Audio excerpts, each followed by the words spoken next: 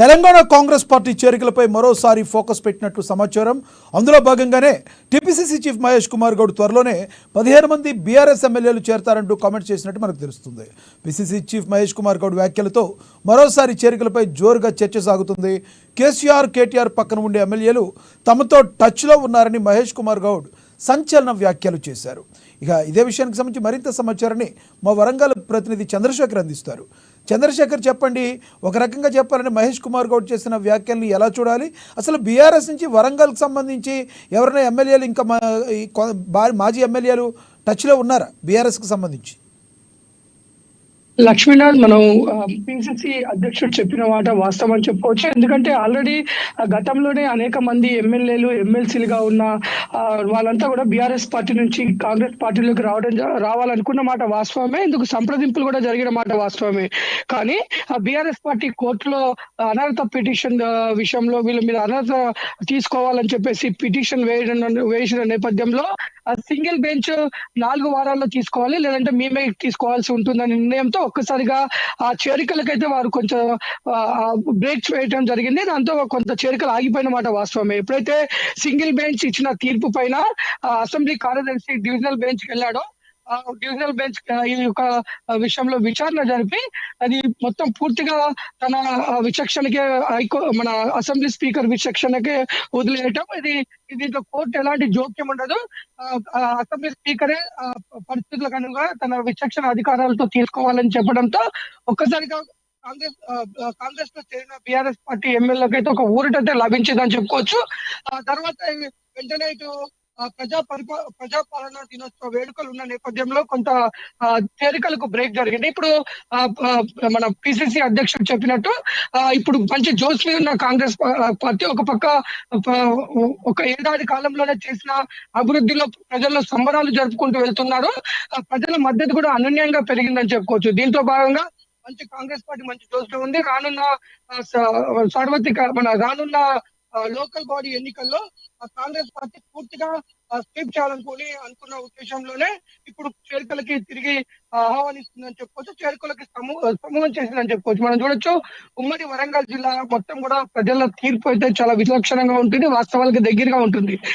గత 9 సంవత్సరాలుగా బీఆర్ఎస్ పార్టీకి మంచి పట్టం కట్టి ఆదరించిన ప్రజలు ఈ ఎన్నికల్లో కాంగ్రెస్ పార్టీకి బలమైన మెజార్టీతో ఆశీర్వదించడం జరిగింది. 12 స్థానాలకు గాను 10 స్థానాలు కాంగ్రెస్ పార్టీ కైవసం చేసుకుంది. 2 స్టేషన్ గన్పూర్, ఇటు జనగామ స్థానాన్ని బీజేపీ గెలుచుకుంది. స్టేషన్ గన్పూర్ ఎమ్మెల్యే క్యాండిడేట్ ఎవరైతే ఉన్నారో టీఆర్ఎస్ పార్టీ గెలిచిన కడియం శ్రీహరి కాంగ్రెస్ పార్టీలో చేరడం జరిగింది. తన కూతుర్ని కాంగ్రెస్ పార్టీ కడియం కావ్యాన్ని కాంగ్రెస్ పార్టీ ఎంపీగా కూడా నిలబెట్టి గెలిపించడం జరిగింది. ఒక బీఆర్ఎస్ పార్టీ నుంచి గెలిచిన జనగామ ఎమ్మెల్యే అభ్యర్థి మాత్రమే ప్రస్తుతానికి అటు కేసీఆర్ తో ఉన్న సత్సంబంధాల దృష్ట్యా అతను పార్టీలో ఉండి పార్టీ తరఫున వాయిస్ వినిపిస్తున్న పరిస్థితి మనం చూడొచ్చు. ఇటు భద్రాచలం నుంచి కూడా ఇటు డాక్టర్ తెలంగాణ వెంకట్రావు కూడా దీంట్లో రావడం జరిగింది. తెలంగాణ వెంకట్రావు కూడా బీఆర్ఎస్ నుంచి కాంగ్రెస్ లోకి రావడం, తను కూడా ఒక మంచి ఊరట లభించిందని చెప్పుకోవచ్చు. ఇదే కాదు, వీరితో పాటు ద్వితీయ శ్రేణి నాయకులు ఎవరైతే ఉన్నారో, ఉమ్మడి వరంగల్ జిల్లాగా ఉన్న ద్వితీయ శ్రేణి నాయకులు, బీఆర్ఎస్ పార్టీలో ఉన్న నాయకులు కానీ ఇటు కార్యకర్తలు చాలా మంది కూడా ఈ రోజు కాంగ్రెస్ పార్టీలో ఈ స్థానిక ఎన్నికల్లో వారు కాంగ్రెస్ వైపు రానున్నారు. ఎందుకంటే చంద్రశేఖర్ ఏదైతే రానున్న రోజుల్లో సంస్థాగత ఎన్నికలు రానున్నాయో, ఈ నేపథ్యంలో ఇప్పుడు ఈ చేరికలు సంస్థాగత ఎన్నికల మీద ప్రభావం చూపే అవకాశం ఉందంటారా? తప్పకుండా సంస్థాగత ఎన్నికల మీద తప్పకుండా ప్రభావం చూపెడుతుంది. ఈ యొక్క చేరికల వల్ల కాంగ్రెస్ పార్టీ ఇంకా బలంగా ప్రజల్లోకి వెళ్లే అవకాశం ఉంది. సంస్థాగత ఎన్నికల్లో ఒక కాంగ్రెస్ స్వీప్ కూడా చేయొచ్చు. ఎందుకంటే ప్రజలు ఇప్పుడు స్వతహాగా చూస్తున్నారు. ఇప్పుడు గ్రామాల్లో గానీ పట్టణాల్లో గానీ కాంగ్రెస్ పార్టీ ఇచ్చిన 6 గ్యారంటీల యొక్క ఫలితాలు. ఎందుకంటే ప్రభుత్వం అధికారంలోకి రావడానికి ఎన్నికల ముందు కాంగ్రెస్ పార్టీ ఇచ్చిన 6 గ్యారంటీలను తప్పకుండా నెరవేర్చింది. ఒక పక్క భారీగా పాత భారీగా ఒక పక్క వడ్డీ భారము గత ప్రభుత్వాలు చేసిన వడ్డీ భారం పడుతున్నప్పటికీ ఇటు 2 లక్షల రూపాయల రుణమాఫీ విషయంలో గానీ, రైతులకు సన్న బియ్యానికి కింటాకి 500 రూపాయలు ఇచ్చే విషయంలో గానీ, రేపు సంక్రాంతికి రైతులకు రైతు భరోసా ఏదైతే 15,000 ఇవ్వనుంది. గత ప్రభుత్వం 10,000 2 విడతల్లో 5,500గా ఇస్తే ఈ ప్రభుత్వం 15,000 ఒక్కొక్క విడతకి 7,500 చొప్పున ఇవ్వనుంది. అంతేకాదు ఇటు పెన్షన్ విషయంలో గానీ, ఇటు గృహజ్యోతి విషయంలో గానీ, ఇవన్నీ ఏదైతే ప్రభుత్వం ఇచ్చిన ప్రతి మాట నెరవేర్చింది. ముఖ్యంగా ఉమ్మడి వరంగల్ జిల్లాకి ఈ హైదరాబాద్ తర్వాత రెండో రాజధానిగా గుర్తిస్తూ 6,000 కోట్ల రూపాయల నిధులు కూడా విడుదల చేసింది. మౌలిక వసతులు తిరుగుడు. గత ఎన్నికల్లో కూడా ఉమ్మడి వరంగల్ జిల్లాలోనే రైతు డిక్లరేషన్ కానీ మహిళా డిక్లరేషన్ చేసింది.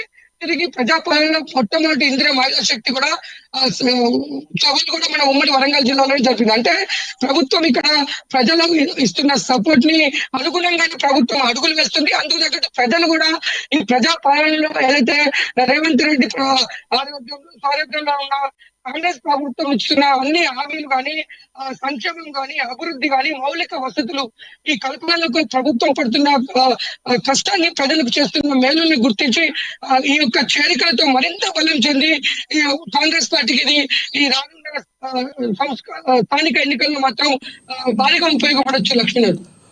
Thank you Chandra.